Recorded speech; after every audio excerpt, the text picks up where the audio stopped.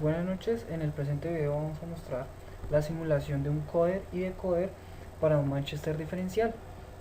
Como podemos ver, está implementado en el lenguaje MATLAB, específicamente en el toolbox de Simulink. Aquí podemos ver que tenemos ciertas variables que están siendo trabajadas desde el entorno del workspace de MATLAB y son importadas desde ahí. Entonces pues vamos a proceder a explicar un poco cómo se hace este proceso. Entonces creamos un vector B, que es la señal acá más 1, es el vector a codificar en Manchester diferencial, y creamos un bucle. Este bucle lo que hace es aumentar la longitud de B en 4 por cada palabra que detecte. Esto es para poder representar de mejor manera las señales, debido a que hay señales que poseen mayor frecuencia que esta, hasta 4 veces más frecuencia, como son los relojes, el reloj CLK2 por ejemplo. Entonces se hace esto. Entonces cuando detecta un 1, entonces crea una matriz de 4 elementos donde todos son unos y lo va guardando en la matriz S. Cuando detecta un 0, crea una matriz de ceros de longitud 4, y esto lo va concatenando en la matriz SIG, así sucesivamente hasta que hasta que ha llegado al final de la longitud del vector B. Rx es nuestra variable presente en Simulink. Entonces esta es la que va a recibir los datos desde el workspace. Bueno, entonces el bloque from workspace, que es este, tiene un formato estándar para importar los datos desde el workspace de MATLAB, que es un vector de tiempo que represente discretamente las diferentes amplitudes que va a tener nuestra señal, y una matriz donde se representen las amplitudes. Entonces eso es lo que se hace acá.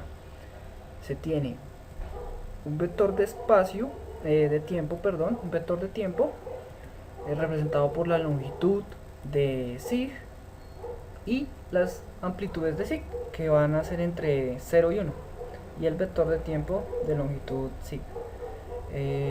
Esta longitud de SIG es 4 veces esta. Lo que estamos haciendo es aumentarle el tiempo de duración a cada palabra. Bueno, sabiendo esto, aquí tenemos el coder. En esta parte superior, el coder, que está representado por una compuerta XOR, un delay, que lo que va a hacer es un retardo básicamente, un selector y una tapa de saturación. Ya más adelante explicaremos en qué consiste esto, para qué se usa. Bueno, entonces vamos a mostrar nuestro código, nuestro vector a codificar. Aquí podemos ver cómo la longitud de cada palabra se cuatruplicó. Entonces ya la duración ya no es 1 sino 4. Entonces cada 4 se va a presentar un código. Entonces tenemos que para el primer código, que es 1, la primera palabra tiene 4 de longitud. El siguiente código es 1, también tiene 4 de longitud. El siguiente parte de 8, termina en 12, y el siguiente de 12 a 16. Ahí están representados las dos palabras 0. ¿Okay? Entonces, y así sucesivamente para los siguientes bits, de 16 a 21, de 20 a 24, 0, y así. Podemos ver que evidentemente, perdón, coincide con el código original, pero aumentada su longitud en el tiempo. Procedemos entonces a mostrar el resultado de esta primera etapa, donde vamos a obtener el resultado de BK más 1 y BK, que es el efecto del retardo en BK más 1. Entonces aquí podemos ver la señal BK más 1 en la parte superior, y en la gráfica de la mitad podemos ver BK y podemos observar el desfase que se encuentra entre estas dos señales. Listo. Esta señal BK más 1 va a un selector. Acá podemos observar este selector. Entonces cuando BK más 1 valga 0, entonces la señal SA de T va a ser transmitida al siguiente bloque. Cuando pasa lo contrario, cuando BK más 1 vale 1, se va a transmitir la señal SB de T. SA de T y SB de T son las señales, los posibles estados que puede tener el Manchester diferencial. Estas señales se generan de la misma manera que el código AK más 1. Estos, por tener más frecuencia, entonces necesitamos más elementos para representarlos, y llenamos las matrices, llenamos cada uno de los elementos, los llenamos con elementos del doble de longitud, y se hace el mismo proceso de importación hacia Simulink. Se hace dos elementos porque la frecuencia de SA y de SBDT es del doble del código AK más 1. Bueno, llega el selector. Esta etapa de saturación es como estos valores de SA y SBDT oscilan entre 1 y menos 1. Nosotros necesitamos tenerlos entre 0 y 1, valores lógicos. Entonces se hace un bloque de saturación que limite esos valores a 0 y 1, como podemos observar. Bueno, el resultado de la codificación Manchester diferencial se puede ver acá. Podemos observar las transiciones, el estado SA de T,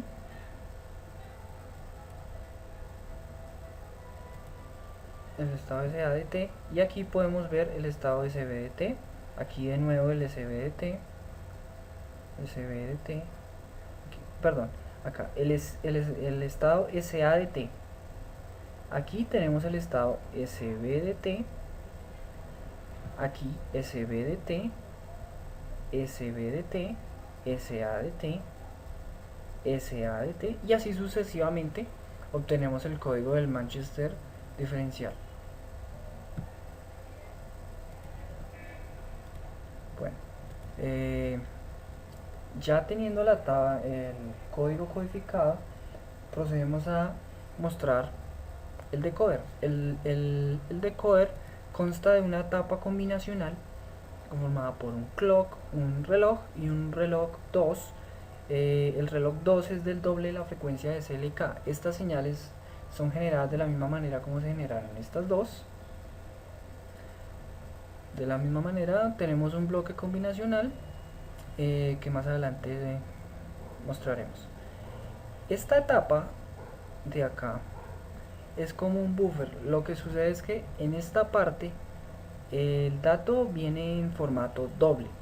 Cuando entra nuestro flip-flop sucede el problema de que el bloque del flip-flop no acepta formato doble sino booleano. Entonces pues nos enfrentamos a ese inconveniente, y nuestra solución fue usar una compuerta OR con una de sus terminales en 0, y la salida del Manchester diferencial del codificador la ponemos en la otra terminal. Esto es para no modificar la naturaleza del dato del Manchester diferencial, puesto que la OR es una operación lógica de suma lógica. Y entonces el beneficio que nos da la OR es que nos transforma el valor de formato doble a booleano. Así se puede hacer el proceso en los flip-flops. Bueno, aquí podemos mostrar las señales de reloj. Vamos a mostrar las señales de reloj, y podemos observar que este es el CLK, este es CLK2, que es del doble de la frecuencia de CLK.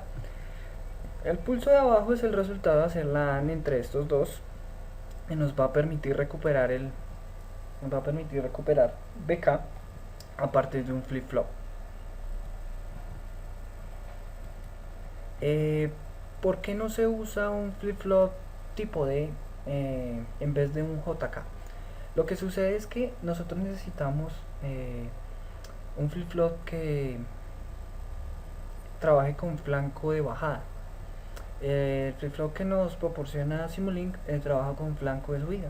Entonces, por ende, necesitamos trabajar con un JK que sí posee esta característica dentro del entorno de Simulink. Entonces, para hacer la conversión de un tipo JK a un tipo D, hacemos este puente entre J y K con una negadora. Así emulamos el funcionamiento de un flip-flop tipo D. Entonces, con este flip-flop tipo D recuperamos la señal BK. Esta señal BK, como se pudo observar en clase, tiene un desfase. Ese desfase lo corregimos con otro flip-flop y tomando como reloj la señal del CLK negado. Y esa señal la podemos observar en este scope.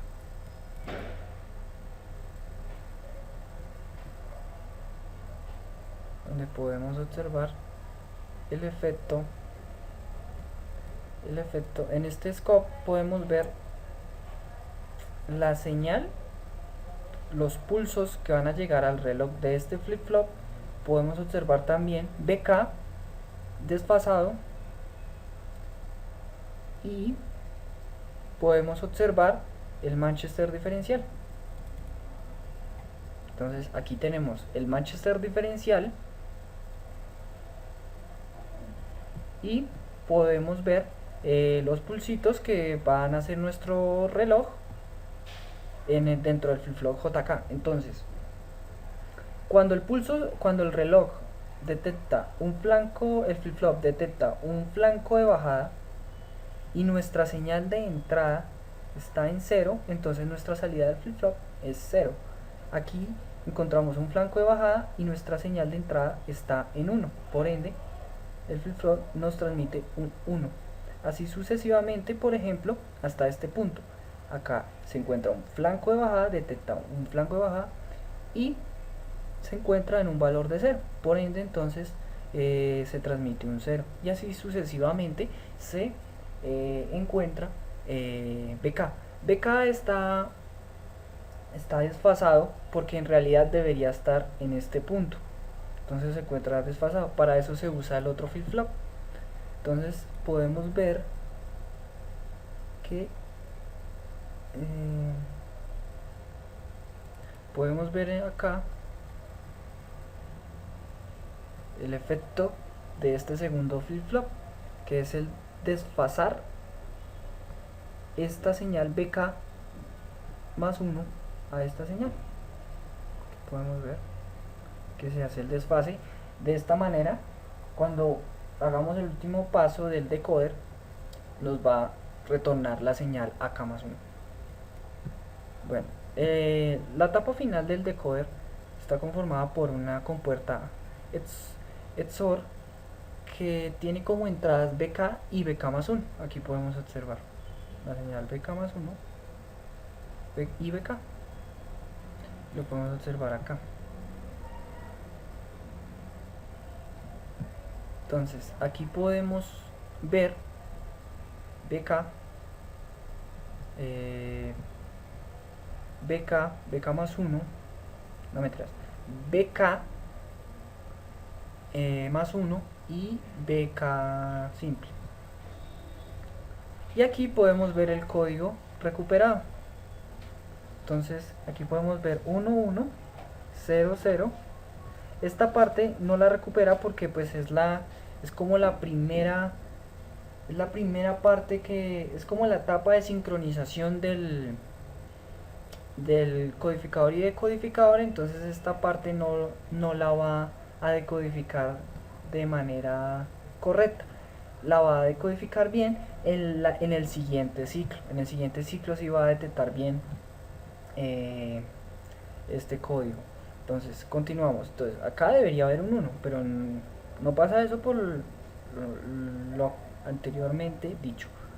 Entonces 1, 0, 0, 1, 0, 1, 0, que son los códigos que inicialmente nosotros creamos. 1, 1, 0, 0, 1, 0, 1, 0, 0. Repito, esta parte no se encuentra, o sea, no se decodifica correctamente, es por la sincronización que hay, por el diseño como tal que se hace del decodificador. Él empieza a hacer bien el proceso de codificación y de decodificación a partir del segundo ciclo, que se empieza a sincronizar, porque nuestro análisis teórico parte de que no partimos de que el estado inicial no es un valor que no nos importa. Bueno, eso es todo. Hasta luego.